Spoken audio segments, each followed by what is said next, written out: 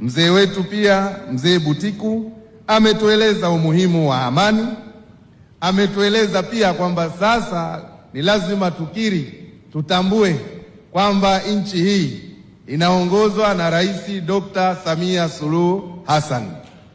Kwa hiyo kwanza, baada ya kuelewa hayo, tumuunge mkono rais wetu ili aweze kuisimamia nchi yetu.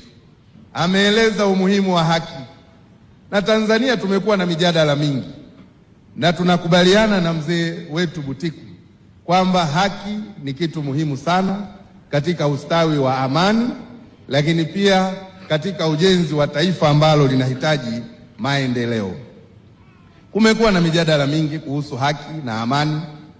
Kuna wengine wanaosema amani kwanza, wengine wanaosema haki kwanza, lakini kwa ujumla wote ambao wanaeleza na wanapropageti kuhusu amani, kwa mtizamo wangu binafsi wako sawa sawa, na wale ambao wamekuwa na msimamo kuhusu haki nao pia wako sawa sawa. Sasa ni vizuri kukawa na kundi jingine ambalo lenyewe linatamani kuona amani na haki vikiwa pande mbili za sarafu moja. Kwa hiyo hatuwezi kuzungumza kuhusu amani kama hakutakuwa na haki. Lakini pia ili haki ziweze kupatikana, ni lazima amani iwepo ndani ya taifa.